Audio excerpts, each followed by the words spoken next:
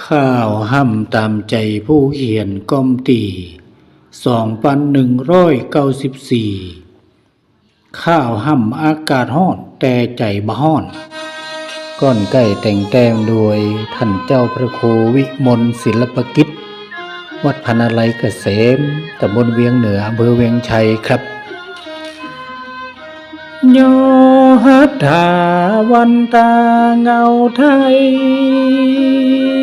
องค์พระที่ไหวบรมศรัทธาถึงวันนั้นเล่าที่เขาเฝ้าหน้าองค์พระผู้ทาเจ้าแรงแม่นมันแต่เจ้านี่นะอากาศที่หันยังร้อนแต่มันเหื่อย้อยไว้พระสวดมนต์ท่องบนเรียบร้อยเปียน้ำหยาดน้อยมาโยว่ายังกินจิอีตังหันนอตานะนั่นนอโหตุโยหันอีตังสีลังกัมมังแม่นมันภาวนากรรมังพลัมพร้อมเพื่อแผ่เมตตานาเกี่ยวก้อมแก่สัตว์ตัวห้องนานาตั้งเหล่าเทวะมารตาพิษนาตายาติกากาอายากาตกาด้วยสัพพะเป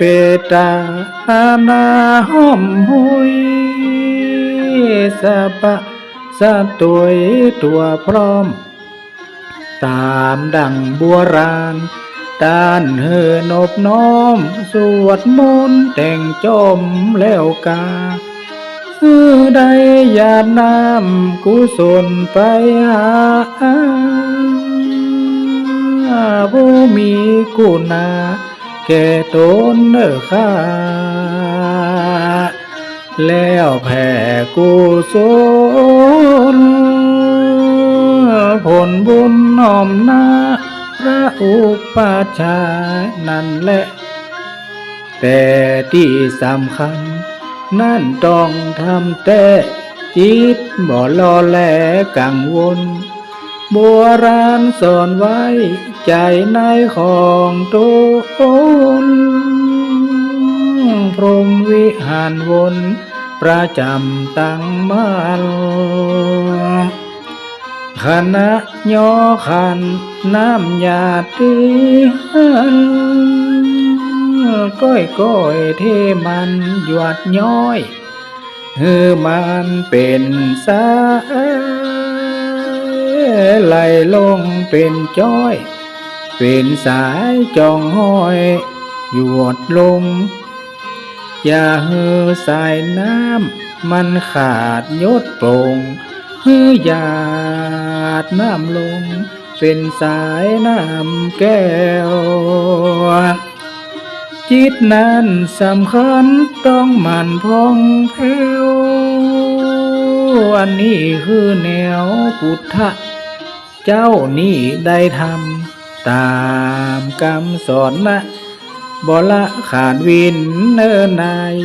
พร้อมกับอุทิศตั้งจิตนาถวา